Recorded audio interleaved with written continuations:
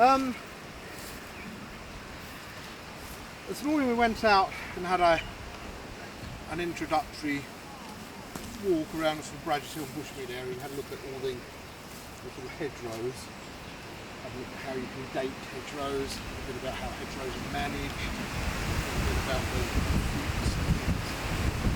I was quite lucky, apart from this, none of you were there this morning, so I thought I'd repeat myself this afternoon. It doesn't really matter. I think there'll be a bit of an overlap.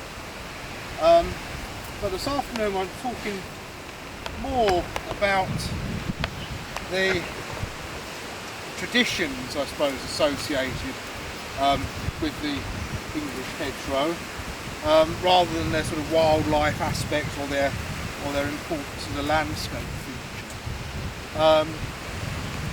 Now, I'm not sort of intending it to be a sort of a trip where I kind of take you to some, enormous sort of Arcadia where there's, millions of bright fruits ready to pick. But the idea is that if you do want to pick anything to take back with you, I see you've got a bag with you, so I'm assuming that you do want to, we'll hopefully find sufficient to do that. Now, kind of using hedgerow fruits and things is really sort of something of a lost art, and blackberrying really is now the only sort of regular sort of harvesting of the wild that people now do. We've kind of lost a lot of the sort of folklore associated with our sort of hedgerow species, and certainly now it's increasingly difficult to get a number of these things even in Sainsbury's, let alone going out and getting them from the wild. So even relatively common and well-known fruits like gooseberries are beginning to slip into the past.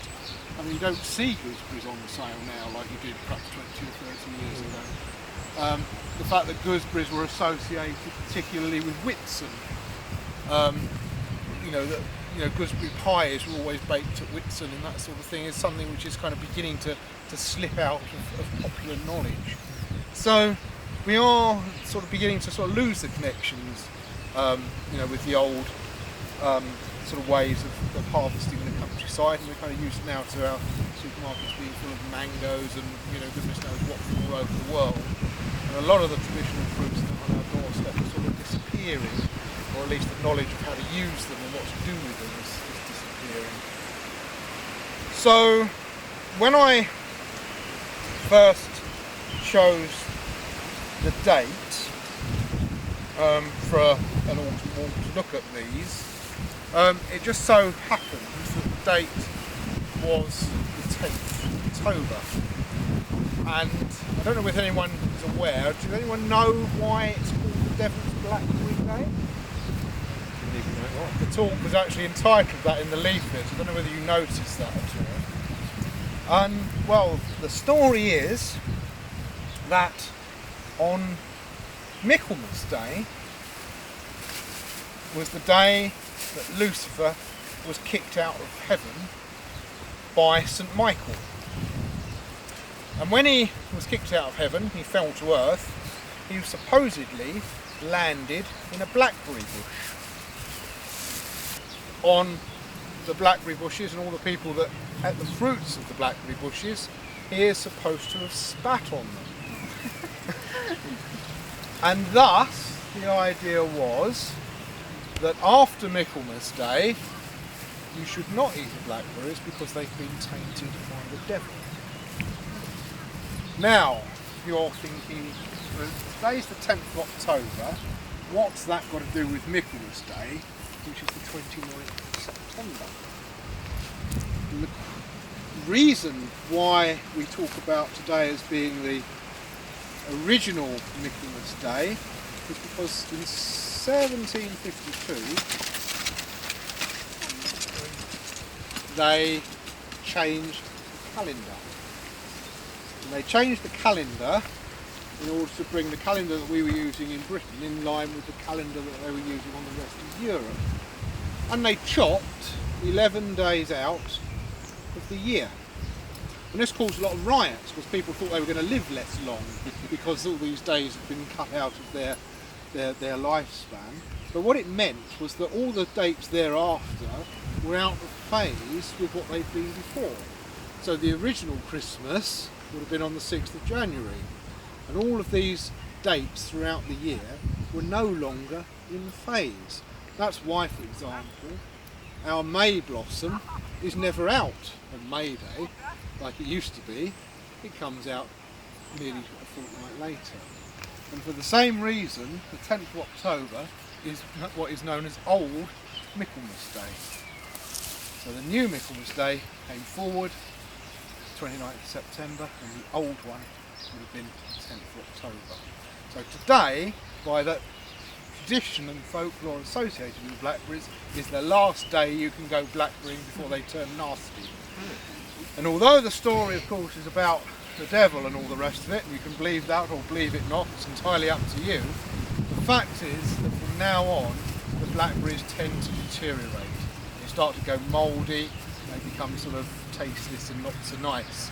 So it's always a good idea to bear that in mind, always pick your blackberries before Old Michaelmas Day, the 10th of October, and then you'll have the best of the crop. So that's the story, and that's how I came to call this afternoon's walk the devil's blackberry. So you've got one chance today, it's the last chance to pick your blackberries before they goes off up into the estate. But it carries on as this bridle way through Cross Cromer Way and Bushmead Estate. It goes right the way out here to the golf clubhouse and then beyond. So this is what would have been the original route to Bedford. So this is a main road up until the 1830s.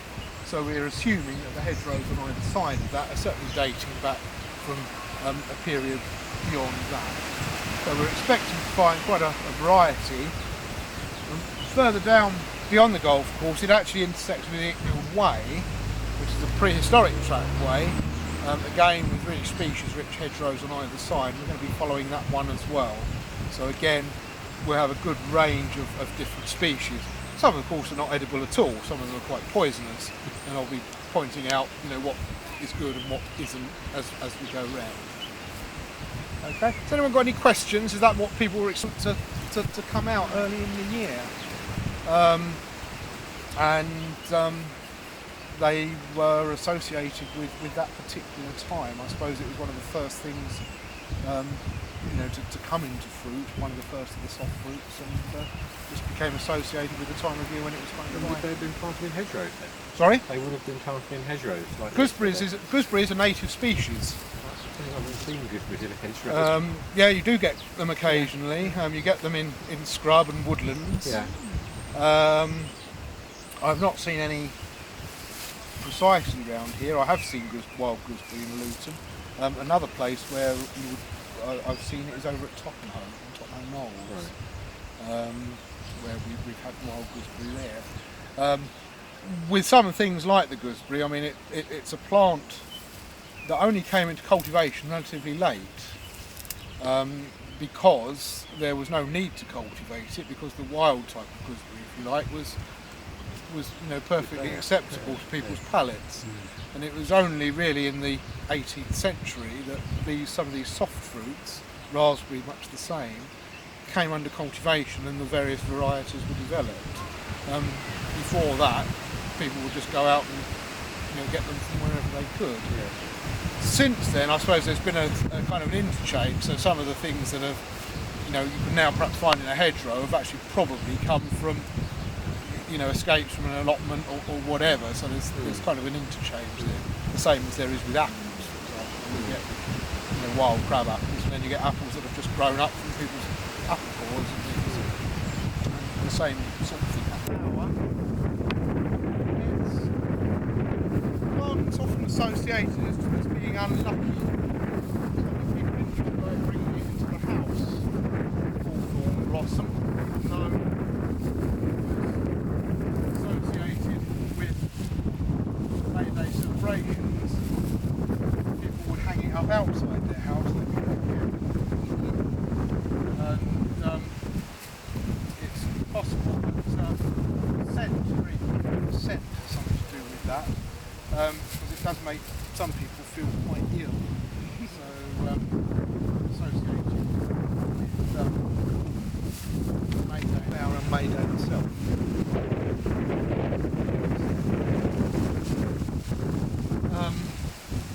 What is perhaps less well known is that hawthorn berries are edible. Certainly thrushes and so on like them, but they're perfectly edible as well. And you can put these, and you can make jelly out of them. I've never eaten a jelly, so I don't know what it's like. But if you actually eat one of the berries as it is, it's got a slightly sweet, slightly flowery sort of texture. They're not very juicy, but they've got a single seed in there. And if you think of these as being like miniature apples, you're not far wrong. They're sort of a starchy, appley sort of stuff. So they're perfectly palatable. They're not, particularly pleasant. They're not something that you'd want to go miles for. But you can well imagine that in a hard winter, if people were hungry, these are perfectly reasonable things to eat.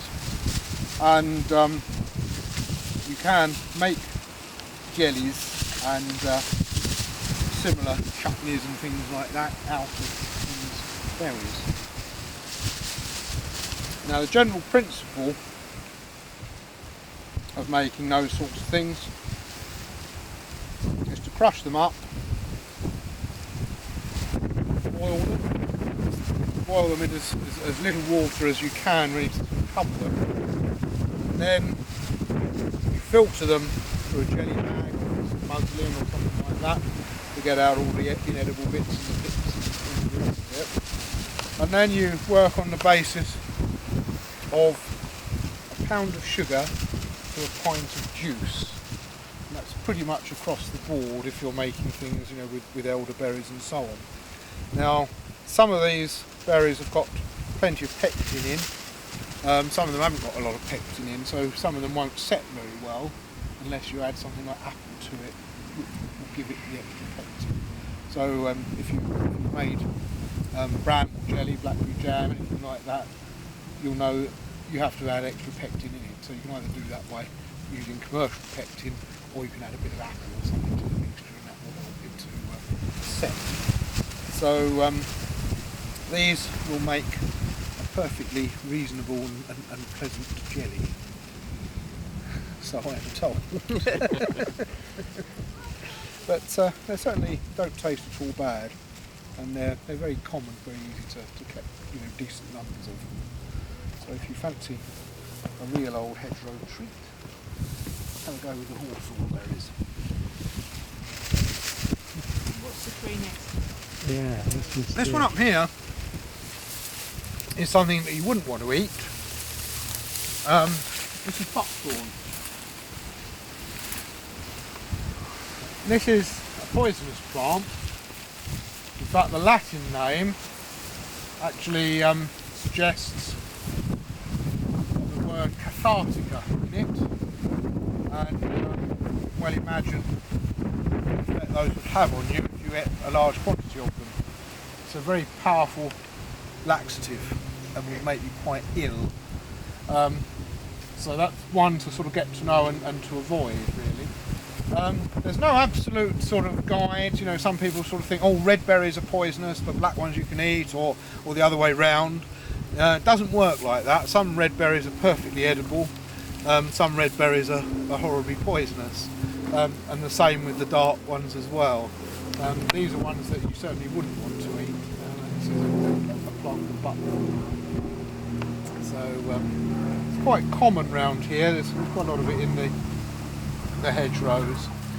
You don't want to confuse it with the next one along, which is Blackthorne. Okay, if you look at the plant, there's no way. This is Blackthorne, and these are the sloes, which is the fruit of the Blackthorne. And these, probably best to think of these as being like tiny plums, really. And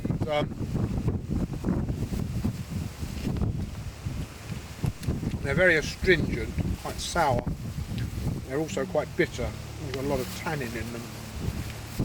But you can eat them straight off the bush. It normally recommends that they're better eating once they've had the first frost. I don't think we've had a frost yet this year, have we? Well, a bit of one. Yeah, last week. Did we? With ground frost. Well, over South Buckinghamshire, we did, but we got here on that. No, certainly haven't had much of a frost for this time. Sometimes in October we've had some really cold weather by now, but we haven't done yet. So I'd recommend, if you were wanting to eat these, you really want to wait until a little bit later in the season, and probably towards the end of October, early November, a good time to pick them if you're wanting to use them for cooking. What you can use them for now would be a perfectly good time, and that is for making sloe gin and other similar liqueurs. And the idea of that is that you get the berries, you prick them, and just sort of stab them with a fork or a needle or anything that's sort of sharp, so that the juices flow out and the gin flow in.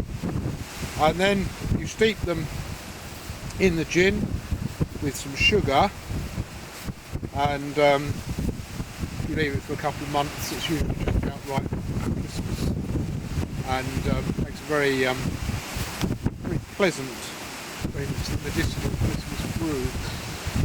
Gin being a sort of a fairly traditional English drink, but it's whatever takes your fancy. There's actually quite a few here. If anyone does want to pick any here, but I've got this chap I was talking about, and he became quite a local specialist and actually found a species in Birmingham. Unfortunately, he died at a relatively young age, and hopefully not.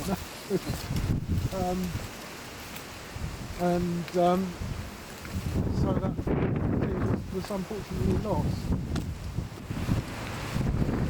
Hedgerow. At the moment they're still quite hard, so I wouldn't probably advise collecting them just yet. Another month or so they'd be a lot better.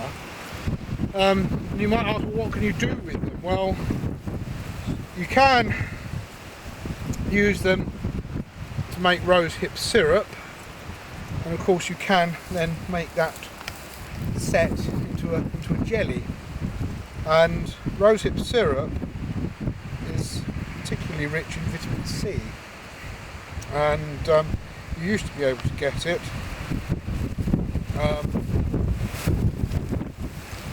from the old sort of mother and baby clinics and things. You used to get the National Health orange juice and so on, which I can just about remember. It used to come in a sort of like a medicine bottle with a cork at the top. You used to get this orange juice. I remember getting that when I was really little.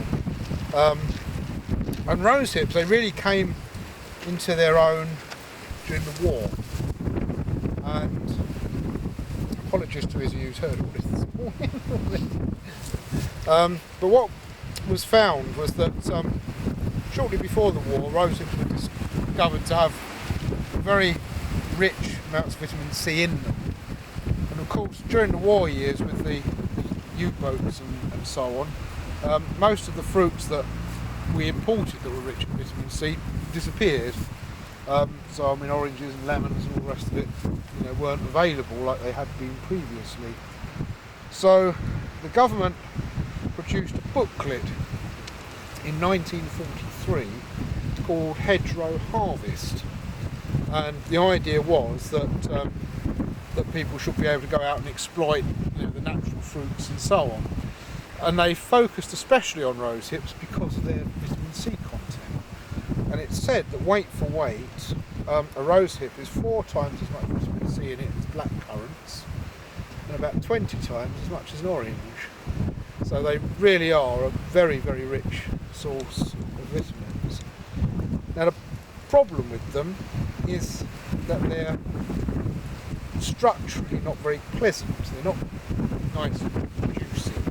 They do go softer later in the season, but most of the time they're fairly hard, and they're not particularly fleshy.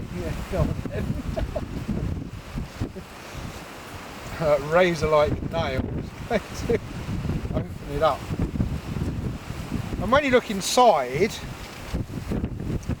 your rosehip, you find that it's got a fairly thin crust, which is where all the vitamin is, and inside that are all the seeds developing, which aren't edible. And not only are they inedible, but they're also covered with horrible little fibres, which is why the children used to dry these and crumble them up and use them as itching powder. So some people always know that and some don't. I saw a nod of the head there, so yes, familiar I remember to you. doing that. Right. Yeah? Yeah, when I was at school. And it's still known to the children around here now, because the children, even young children, have said that to me when we've been out in the looking at the hedgerows. Oh, itching berries and things. So all these seeds here are covered with little hairs. It's those little hairs that make the itching powder. So, to an average housewife, to make these palatable, you've got to get rid of all that, all the horrible itchy hairs, all the seeds, and the only bit that you can make anything out of is that. Just that thin crust. So an awful lot of work for not a lot of result, really. Now you can harvest these if you wanted to. As I said, I would leave it probably until November, about a month from now, and take them home, cut them in half, and then you can boil them up and make a syrup out of them. But for the amount of juice that comes out, they're a lot of trouble, and in fact one of the ladies out this morning had actually tried doing it, and she said she wouldn't bother again because it wasn't worth it. But in the war they did it on a pretty much industrial scale. Although these were never grown commercially, what they did do is they had a scheme whereby you could actually go out and collect them yourself, and then you could hand them in and you would get pocket money for them. So of course that was very popular with all the children. And Did they do it all manually? By hand? yeah.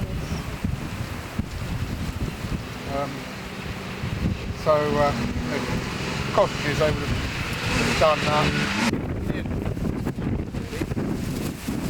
But the story is that these used to be pickled when they were green and fresh.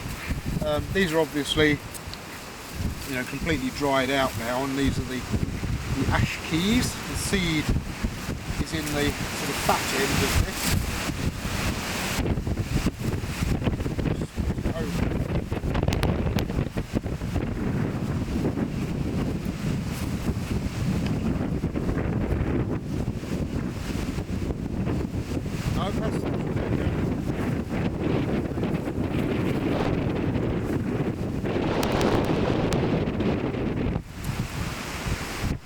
Dead stalk, and those are the poisonous berries of the black Briony. Black Briony is a plant that's related to the yam, which is that sort of large vegetable that they grow in the tropics, a bit like a great big sort of potato. And this plant's the only British representative of that family, and it comes up annually. The leaves, quite attractive, they're sort of heart-shaped when they're fresh, quite glossy. One's been chewed away. You don't see anything of it at all over the winter months. And then it will send up the new shoots, they just twirl round like a bindweed, and you get all these red berries.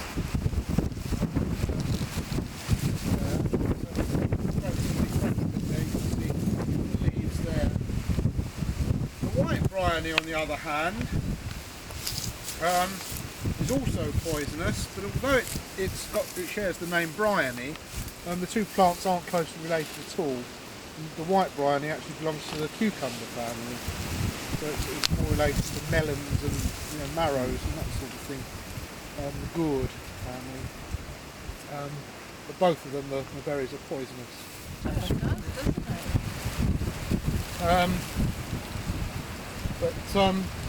But these are quite common, and they're all different because apples aren't true breeding. So any apple core can produce any kind of apple depending on what it's been fertilised by. So if you plant a cox core in the ground, it won't send up a tree that then produces cox's apples. So they're very hit and miss really, apples in the countryside. Some are delicious, some are very sour and unpleasant. You just have to taste them and see. The actual original genuine wild apple, the crab apple, are relatively scarce, and these sort of foundling apples, or wildings as they're sometimes called, these are much more common, and to actually find a crab apple tree looks quite different. But a crab apple looks a bit similar to a blackthorn. It's got very black twigs, and it's quite often spiny as well, the crab apple, whereas a domesticated one isn't. And the fruits are nearly always sort of yellowy green and more than about an inch across. Any times there at the moment. They've pretty much finished by now. They will green up in the sort of summer, and by autumn they turn from red and then eventually go black.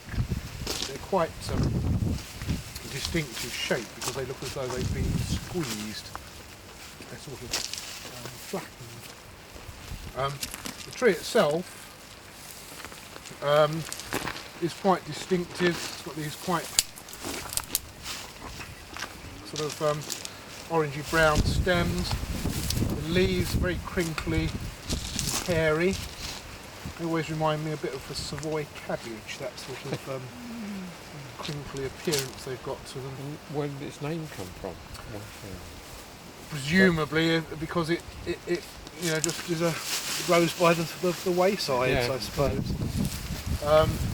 It's not edible in any shape or form. I don't think it has any kind of commercial value or anything like that, but it's just presumably a familiar wayside plant. In winter you can identify it quite distinctively because the buds, which you can see there, are what's called naked. They're not enclosed in a sort of a case like most buds are. So those will actually become next year's leaves. There's already the leaf there forming. Are they deciduous? Year's shoots. Yeah, deciduous. So in winter you'll get the Japanese one that people have privet hedges. The leaf is sort of more oval shaped. It's a bit more like that. So and then you've got the yellowy coloured ones and the variegated ones. So that's the sort of difference. It's a leaf is that roughly that shape, quite rounded. That's the Japanese garden privet. This one is the English native one. This will occur in hedgerows quite widely, and also as a woodland plant. It's quite shade tolerant. Those are the berries, and it's poisonous, so not one for the kitchen. That's the privet. This one looks quite a vigorous specimen down here, but there are quite a few in this area. Fewer over branches here for some reason. Yeah, this is the Gelder Rose. Now this is very closely related to the wayfaring tree. The habit of it is very much the same. It's a shrubby thing, very often multiple stems, even the stem is similar sort of colour to the wayfaring tree. But the leaves are completely different. Sort of almost like a sycamore leaf, sort of maple. They colour up exceedingly well in the autumn. They tend to be planted in urban situations because of the autumn colour. They grow this beautiful reddy colour when the sun's on there.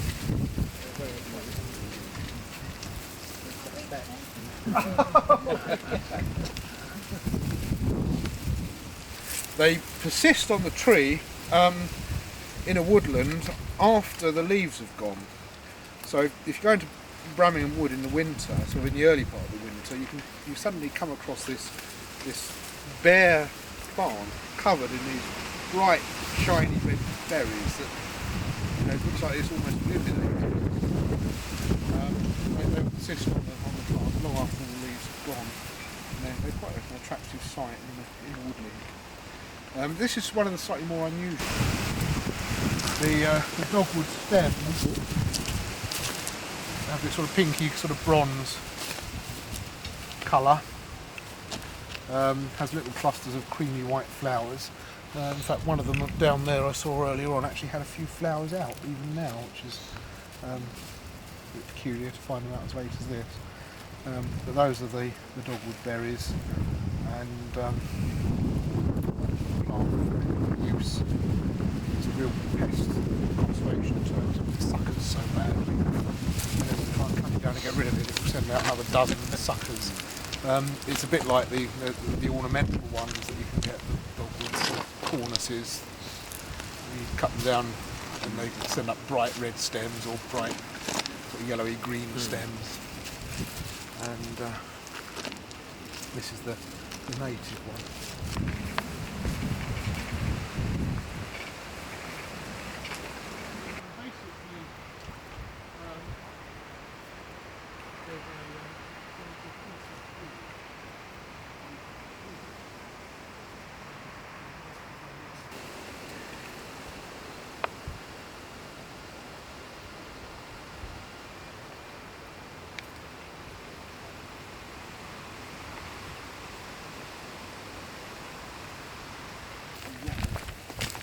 And everything else gradually spreads over time. So some things come up very quickly, like the elder. So yeah, quite a lot of it along here. Quite a bit of wayfaring in this thing. But just even. Just looking at it cursorily. Right, this one here is probably about as thick as you can reasonably lay using hand tools. Most hedge layers now, if they're doing it professionally, will use a chainsaw. And what you do is you cut into this side of it here, and you shave that away, so it's just leaving a thin strip of bark on that side. And then you lay it over more or less flat. Now in order to do that here, you'd have to get rid of this altogether. Because of the way that looks and it's damaged and doesn't look good, you cut that one out altogether, assuming that was say hawthorn. And then that one would all grow back up from the stump. And this one, we've got a fair height on it, and the top of it will be right out there somewhere. And when it starts to shoot, it will shoot all the way along its length. So what that does is it knits the whole thing together. Now the skill of it, I suppose, is knowing what to leave and what to cut out and with one like this, you'd want to cut off any old manky bits of dead wood, anything that's growing out of the line of what you're looking at. So you'd probably cut this bit off here altogether. You'd probably actually select either this stem or that stem and take the other one off. You've got a problem up there because it's all tangled up at the top, so you've got to find a way of trying to untangle that. But then, once you've done all that, the technique depends on it being laid down gently. In one day, I can see why you've got to select what you're doing and then do it, haven't you? That's right. So the bit is, You probably reckon on no more than probably 30. But very often, if you look along old hedgerows, you'll see the trunks horizontal.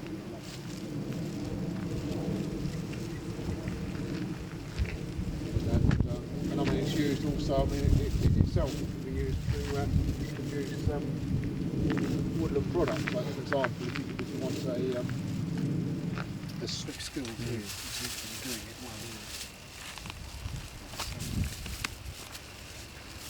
We've had the black Briony, but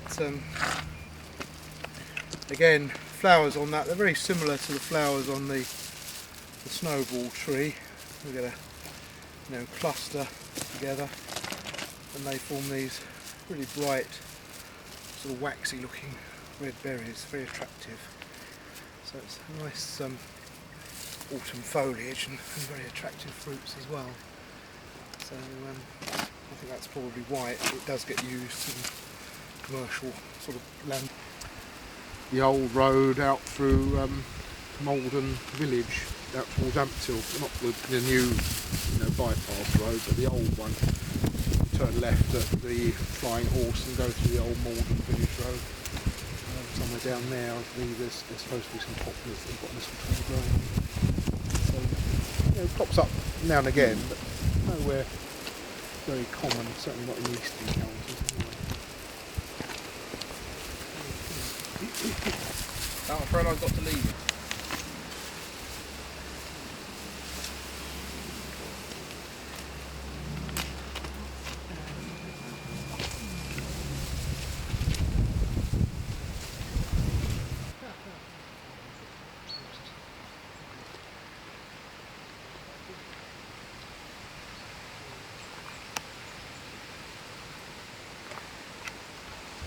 It's a Gelder Rose.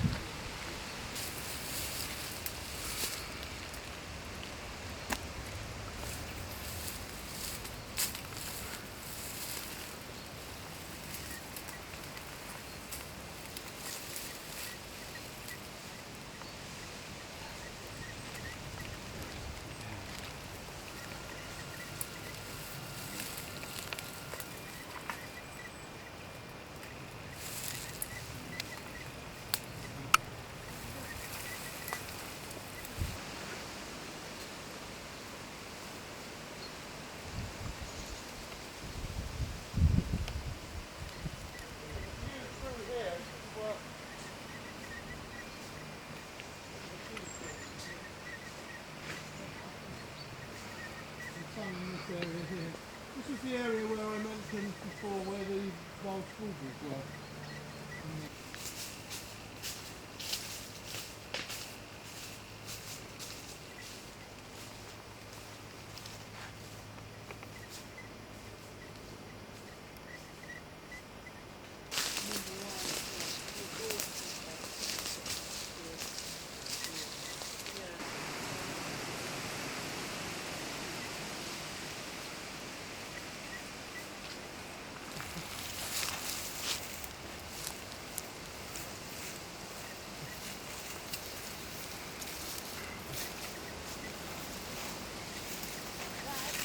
Yep.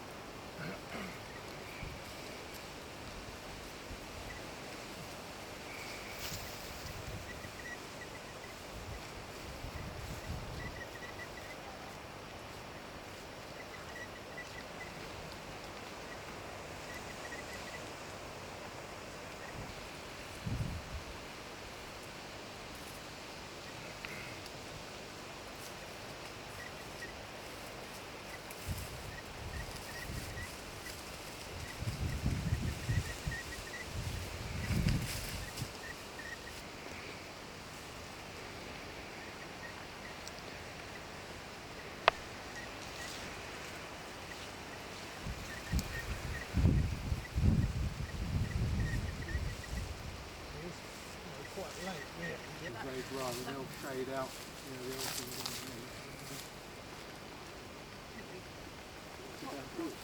They do look good, don't they? Well, they don't. I've got a blackberry bush in the garden, and that's been just overrun.